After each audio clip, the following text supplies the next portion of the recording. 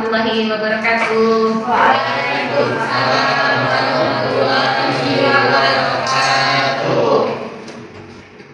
Selamat siang, salam sejahtera untuk semuanya. Sehat semuanya? Sehat ya semuanya ya. Jadi di siang hari ini kita ketemu lagi ya di perkuliahan kita seperti biasanya dalam perkuliahan manajemen, koperasi dan UMKM. Ya. Jadi di sini kan masih kenal nama ibu, jadi ya ibu perkenalkan dulu. Nama ibu pendek 4 angka Yeni SEMM ya. Jadi bila sama nama sudah ya. Jadi di sini tujuan dari kita membuat video ini sebagai PDD UKT PT. Jadi dalam pembelajaran itu ada tridharma, jadi ada penelitian, penelitian dan pengajaran. Jadi di sini kita dalam bidang pembelajaran. Jadi pembelajaran ini otomatis sebelum kalian masuk ke perkuliahan dan pertemuannya, jadi ada CPL yang harus ibu paparkan ya. Apa itu CPL? Capaian pembelajaran. Jadi yang pertama ibu lihat dalam penilaian itu dari apa? Dari sikap ya. Sikapnya gimana bu? Jadi sikap ini kita berkontribusi dalam peningkatan mutu kehidupan bermasyarakat, berbangsa dan bernegara ya. Kemajuan peradaban berdasarkan Pancasila kan. Kembali lagi kita ada negara kita, Negara Kesatuan Republik Indonesia, jadi kita ada undang-undang yang mengacu. Terus sikap apa lagi? Ada menginternalisasi semangat kemandirian, kejuangan dan kewirausahaan. Nanti ada tujuannya ke sana, jadi ada kemandiriannya sebagai leadership. Terus apa lagi sikapnya? Menerapkan bagaimana prinsip-prinsip etika kita dalam bisnis dan profesi manajemen. Jadi dalam berwirausaha, dalam berbisnis ya, dalam apapun itu ada etika dan ada aturan yang harus kita ikuti. Jadi makanya kalau kita dalam Islam itu ada adab dan sopan santunnya, gitu ya. Terus apa lagi? Di situ ada pengetahuan. Pengetahuan yang kita capai apa? Mengetahui bagaimana sebuah konsep teori ilmu manajemen menerapkan dalam berbagai tipe organisasi. Berarti ada organisasi. Apa itu organisasi? Misalnya kalian sudah masuk departemen kerja dan sebagainya. Baik di bisnis maupun non bisnis ya. Baik tingkat lokal, nasional, bahkan bisa saja secara internasional maupun global. Terus apa lagi? Menguasai prinsip kepemimpinan dan wirausaha dalam berbagai tipe organisasi. Nah, jadi kita tahu tipe kepemimpinan itu seperti apa ya. Ada kebapaan, mungkin kan ada otoriter dan lain sebagainya. Terus keterampilan umum yang akan kita capai apa di sini? Mampu menerapkan penilaian secara logis ya, kritis, sistematis ya, inovatif dalam konteks pengembangan dan implementasi ilmu pengetahuan dan teknologi ya, memperhatikan menerapkan bagaimana humaniora yang sesuai dengan bidang keahliannya. Makanya kita nanti ada konsentrasi, jadi keahlian kalian ini akan ada konsentrasinya ya. Terus ada keterampilan khusus di situ, memiliki kemampuan dalam merancang, nanti mengelola ya, bisnis mandiri melalui pengembangan bisnis dan penerapan fungsi organisasi perusahaan ya, yang responsif terhadap dinamika perubahan ya, perubahan lingkungan bisnis yang berbasis di sini teknologi ya. Kita sudah merasakan sekarang itu perubahannya ya. Nah, jadi itu tadi dalam CPL pembelajaran ya. Nah, sekarang kita masuk lagi ke CPNK-nya ya, capaian pembelajaran mata kuliah. Ini masuk. Buat apa? Mengerti bagaimana konsep-konsep koperasi ya, sejarah koperasi, mampu memahami karakteristik dalam berbagai bidang koperasi dan UKM-nya, mampu memecahkan masalah ya dalam perkembangan ekonomi yang sekarang itu tumbang tinggi dan penuh dengan dinamika permasalahannya ya. Nah, terus kita masuk lagi ke deskripsi mata kuliah. Apa deskripsi mata kuliah tersebut? Mata mata kuliah ini dirancang untuk membantu mahasiswa, ya, mahasiswa memahami berbagai aspek. Aspek apa sih itu yang terkait dengan aspek manajemen usaha, ya. Ada usaha mikro di situ kan, usaha mikro kecil menengah, usaha mikro kecil, ya. Terus koperasi juga merencanakan, mengorganisasi, memimpin, ya, serta menganalisa kegiatan organisasi menggunakan semua sumber daya asumsi manusia untuk mencapai sebuah organisasi tadi yang sudah ditetapkan sesuai dengan visi dan misi dalam sebuah organisasi tersebut, ya. Oke. Nanti buku-buku yang ibu pakai, ya, buku dan referensi yang kita pakai sekarang kita bisa lihat di jurnal-jurnal manajemen koperasi UKM, gitu ya. Terus ada Baswir di tahun 2000, Koperasi Indonesia dari Jakarta, ada Firmansa, ya, di mana usaha kecil dan menengah itu menjadi peranan penting. Terus ada peraturan pemerintah RI nomor 44 tahun 97 tentang kemitraan, ya. Terus ada ekonomi koperasi dan manajemen, ya. Ada juga tentang undang-undang usaha mikro kecil, ya. Undang-undang tentang perkoperasian dan UKM, ya. Nah, sampai sini pahamin dulu, ya. Pahamin dulu.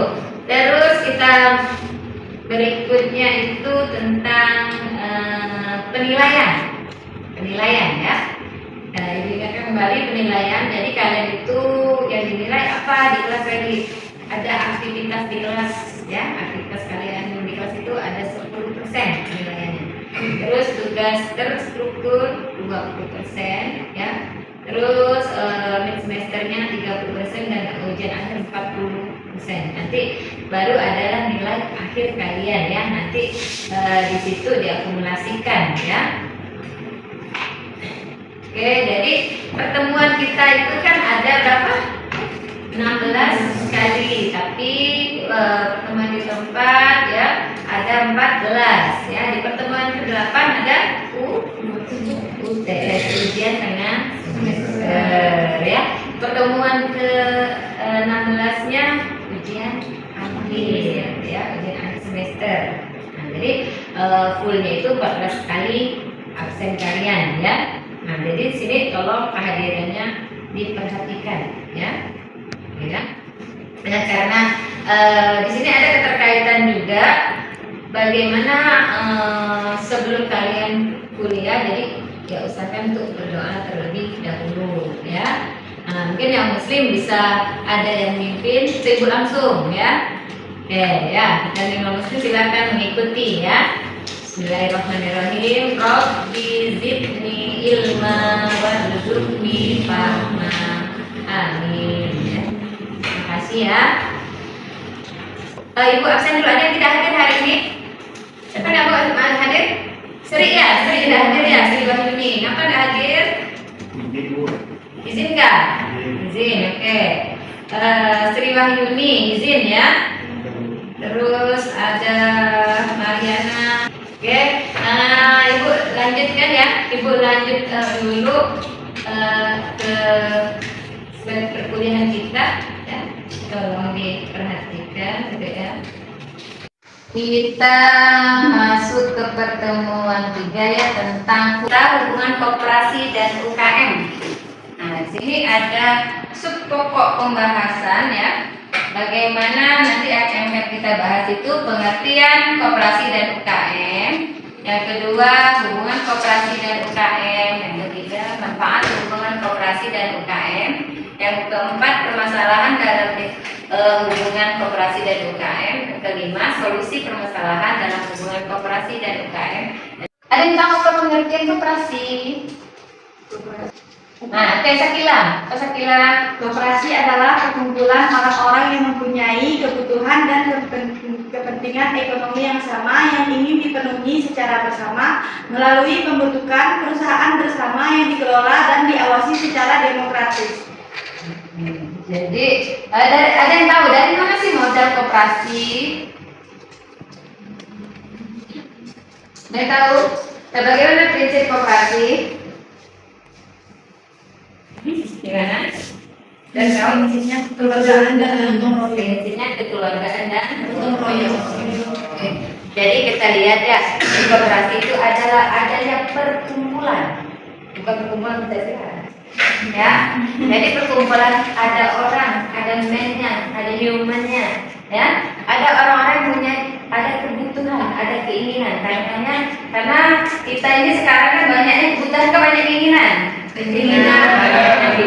Sebenarnya kalau kebutuhan kan hanya makan, tinggal kenyang selesai, kan? Tapi keinginannya, aku ingin makan sehat, aku ingin makan yang baik, kan? Aku ingin makan ngasih Instagram atau TikTok saya, kan?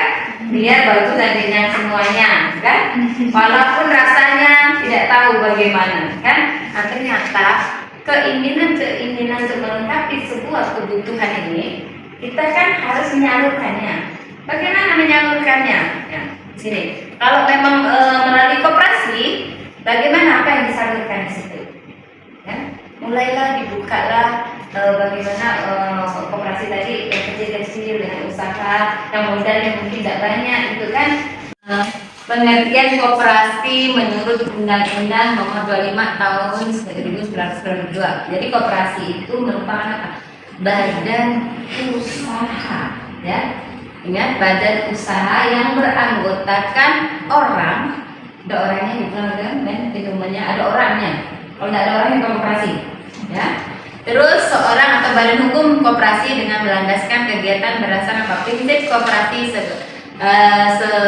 prinsip koperasi sekaligus sebagai gerakan ekonomi rakyat berdasar atas azas kekeluargaan. Nah, jadi dalam perkembangan ekonomi itu, jadi masyarakat rakyat itu berperan penting, ya, dalam menunjang perekonomian. Karena apa? Segala sesuatu dimulai dari keluarga dan di rumahnya, kan? Kalau ekonominya udah makmur, ya, pasti hidupnya kan pasti akan makmur dan layak. Tapi kalau ekonomi makan saja misalnya dia kekurangan, bagaimana dia akan berbicara tentang gizi, kan? Kalau makan Indomie sama nasi dia udah kenyang, cukup baginya, kan? Terus dia belum mampu untuk membeli misalnya lauk pauk bergizi. Berarti kan dengan pikir hanya kekenyangan dulu, kan? Bebas dari kelaparan dulu. Nanti baru dia meningkat. Setelah ekonominya mulai baik, mulailah dia mungkin ada lauk, kan? Yang sesuai ada vitamin, ya, mineral dan sebagainya, ya. Terus kita lanjut lagi. Pada situ pengertian UKM, karena kita berbicara tentang koperasi dan UKM, ya. Apa itu UKM? Jadi UKM singkatannya apa? Usaha kecil menengah. Nah, kalau UMKM,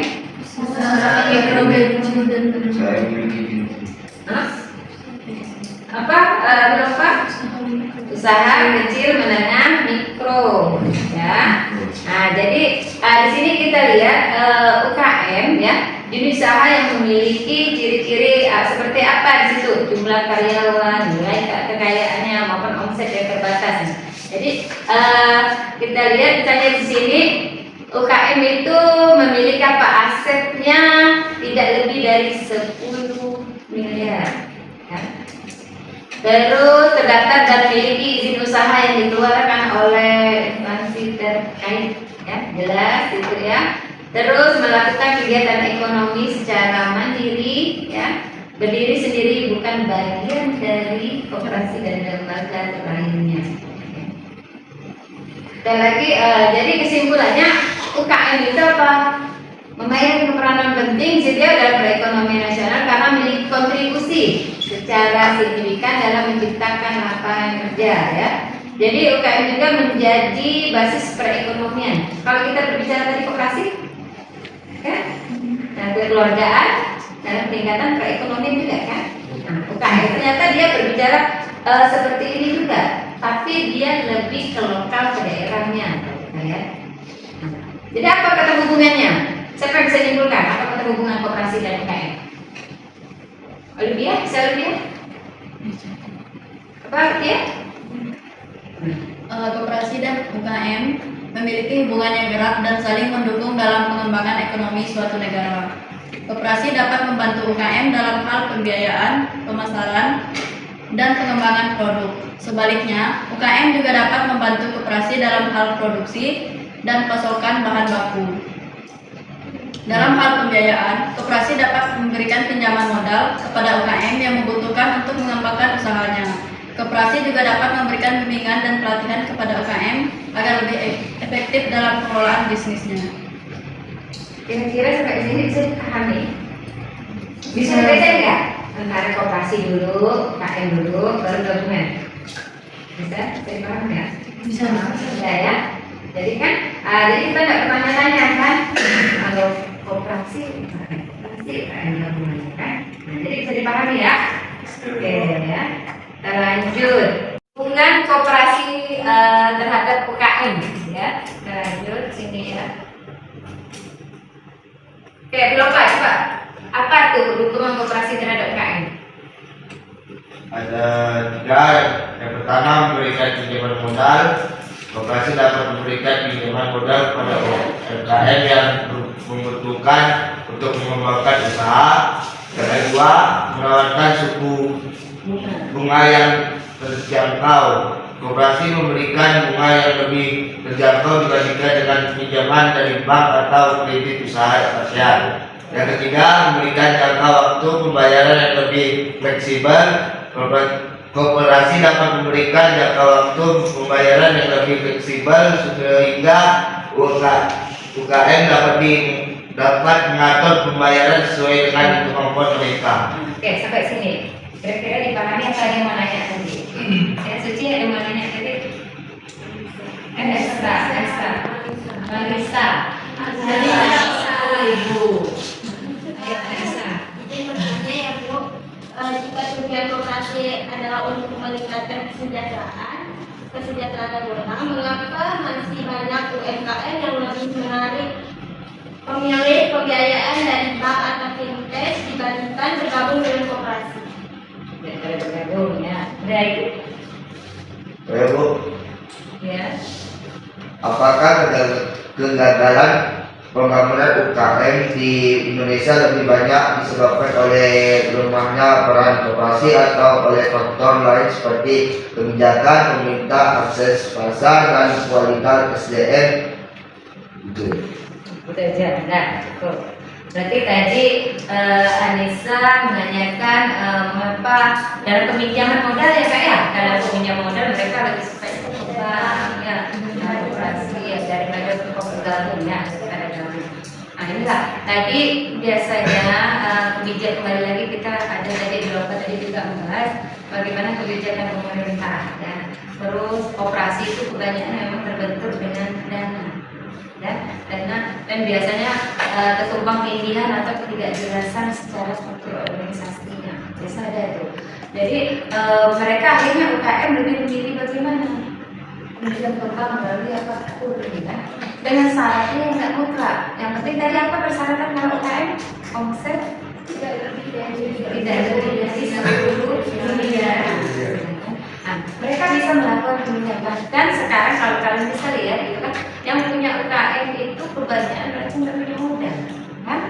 Nah, dan kalau mereka mau gabung di koperasi lebih memang ribet karena itu melakukan survei kan banyak kan apa gabung di koperasi dan usahanya bisa dikembangkan lagi enggak, dan bahkan mereka takut diakuisisi produknya, diakuisisi oleh apa koperasi karena mereka kan ada bayaran yang harus mereka bayar berapa persen ke koperasi tadi. Terus setiap produk setiap harus dilaporkan. Mungkin kan dalam pembinaan dan pelatihan tadi takutnya terlalu ribet biasanya. Kalau kita maaf ya misalnya kita jual pisang goreng, dalam pelaporannya detail kan kalau koperasi kan dilaporkan. Sebenarnya ada pembinaan. Berarti yang kita jual itu bukan hanya sekedar pisang goreng, tapi mungkin pisang gorengnya ada rasa keju, serikaya, mungkin kan, terus dengan topping-toppingnya, terus dengan bentuk-bentuknya. Yang sekarang ada risol kali kan dibentukkan, digulung, mungkin dibulat kali kan dibentuk lope kali dan sebagainya. Biar pisang itu tetap menarik dan menjadi ikon mungkin di Sintang. Ya, pisang itu kan bisa dibuat cake juga dari tepungnya. Nah, sedangkan kita mungkin pengolahannya tidak ada, mungkin kan Nah, sedangkan misalnya kayak UKM tadi dia butuh bahan baku misalnya dalam pembuatan kek pisang. Aku tepungnya dapat dari mana? Nah, seharusnya kan kalau dia tergabung di koperasi tadi akan menyediakan stok dan bahan bakunya, tapi ternyata penyuplainya lama, lebih cepat dia mau beli keluar. Nah, terus dulu tadi dengan terus pembinaan dari bank-bank ini sekarang kan mereka harus membina UMKM minimal biasanya itu 5 atau 10. Ya. Jadi kalian jangan heran misalnya kayak kemarin kok ada orang-orang kecil itu dari seng-seng itu kan ada binaannya. Kenapa lebih cepat dan maju dibina oleh KPK? Jadi akhirnya mereka masyarakat beralih pandang kan, jadi mendingan kami buang aja lah di dalam koperasi. Itu tadi koperasi tadi pasti suka memberi nilai kejelasan. Walaupun sekarang sudah mulai mereka dari ke situ, tapi lambat, ya masalah betul. Jadi kan, kayak di Sintang, misalnya di kantor itu kan ada tuh dikumpulkan di situ. Tapi ini kan membeli masyarakat kurang. Orang kemana? Lari-lari ke pasar, misalnya, ke pasar dan sebagainya. Mungkin di situ lebih enak, katanya kan. Terus, oke, saya dipahami ya tadi Elisa ya. Agak terhambat lah ya menjadi karena itu tadi kalau lagi boomingnya di Indonesia koperasi atau apa dan sebagainya cepat nih kebijakan itu bagus tapi setelah dalam perjalanan waktu itu agak biasanya kuranglah binaan, kuranglah pelatihan, akhirnya mereka nih kayak terabaikan ya. Nah, jadi terus ya kebijakan pemerintah tadi walaupun kita belajar melalui undang-undang kan nomor 25 tahun 92 itu koperasi itu kan membangun perekonomian sebenarnya kan. Nah, tadi kebijakannya dan sebagainya dan itu nilai tukar biasanya kan terus orang-orang yang tergabung di dalamnya ya. Karena koperasi kan tidak ada paksaan ya, tidak ada paksaan ya. Cuma dari umur tidak ada syarat mutlak khusus kan ya, harus masuk ke situ. Nah, kalau kalian bisa lihat kan ini sebenarnya kalau koperasi dan UKM tergabung dia bisa lagi sebenarnya minjem ke bank itu dengan modal yang lebih besar. Tapi dalam pelaksanaannya, biasa itu pelaksanaannya pembagian tadi UKM ini kalian merasa ini nggak adil. Nanti kan bersama-sama tuh bayar cicilannya, ya. Kalau kur itu kan ada bunganya kan, nah, yang dibayar tapi dipotong nanti makanya koperasi tadi binganya berapa persen. Nah, nanti mereka harus bayar koperasi. Nanti koperasi yang tidak ngambil bayar ke bank yang di sini. Di lupa ya, ada lagi. Oke, tuh. Oke, kita lanjut ya. Arahan tadi bimbingan, kan? Dibimbing, diberikan pelatihan, ada akses sumber daya manusianya, di situ kan? Nah, sarana dan prasarana disiapkan. Makanya kami dosen itu biasanya saya melakukan pengabdian ke masyarakat. Kami meninggalkan misalnya alat. Misalnya dalam pembuatan pisang tadi keripik pisang, kami harus kembangkan. Nah, dalam alat ini biasanya koperasi bisa memberdayakan alat kami tadi secara berkesinambungan, gitu kan? Enggak, alat kami tadi langsung tidak berfungsi, berkarat dan terbuang. Nah, bahkan kalau memang diberdayakan, mereka bisa mengembangkan usahanya tadi. Lama-lama alat ini kan akan bertambah ya. Mungkin dulu dikasihnya 1, ada 2 kan? 3, sekarang saya begini gitu kan? Nah, jadi koperasi ini diharapkan memang lebih berkembang dalam merangkul semua UKM yang ada terutama di Sintang ini ya. Nah, tapi ya itu tadi kendala di lapangan kita harus pahami juga gitu kan. Terus di sini bisa juga UKM dan dalam produk koperasinya ada apa di situ? Ini kalau kita lihat dia udah berbicara tentang usaha yang besar ya, menjadi kontraktor, subkontraktor, yang menjadi tenaga kerja, mereka pengumpul kooperatif. Ini kalau kita sudah berbicara tentang koperasi yang sudah besar, jadi dia bisa menyalurkan ke UKM tadi, ya. Sebenarnya kalau dilihat di Sintang ini potensinya besar, ya. Tapi kenapa orang lebih malas membeli situ? Tapi apa yang dipilih masyarakat kerja emas? Nyata adanya dapat hasil kan besar walaupun tidak sekali misalnya kayak tadi dapat terus enggak kan, tapi sekali didapat mungkin bisa. Nah, tapi karena udah nilai daya jual produk tadi udah bagus, ternyata sebuah keripik pisang jadi kemasan seperti kemasan emas berlapis-lapis misalnya kan. Karena kan jadi premium itu yang buat harganya menjadi mahal kan. Nah, income seperti inilah yang bisa menjadi keuntungan biasanya dalam koperasi dan UKM ya.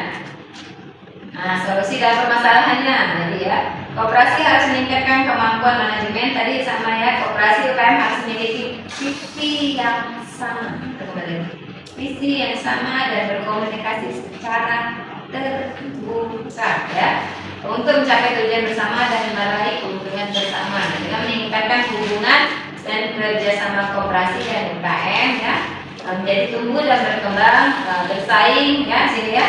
Semakin jadi bersaing semakin ketat secara profesional dengan visi dan misinya tadi gitu ya. Koperasi dan UKM itu akhirnya harus berkolaborasi ya, makanya digabungkan.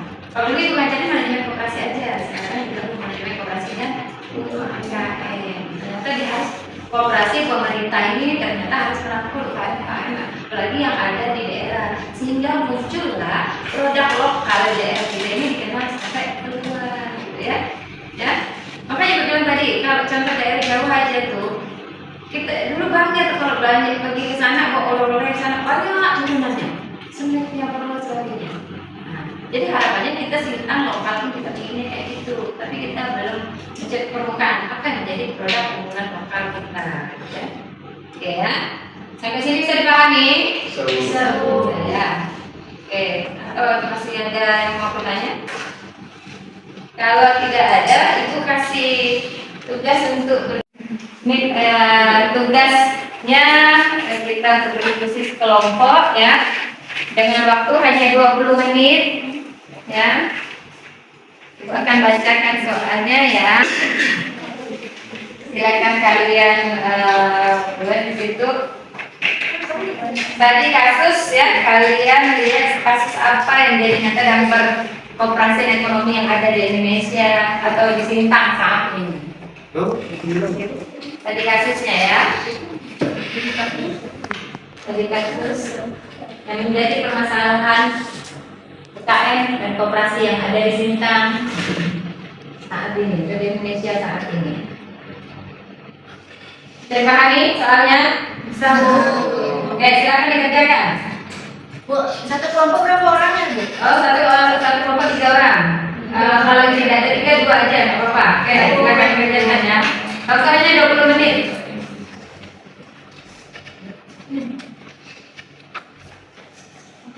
Gimana untuk hasil presentasi ya, diskusinya sudah selesai? Sudah. Oke, silakan kumpulkan di depan. Silakan kumpul di depan.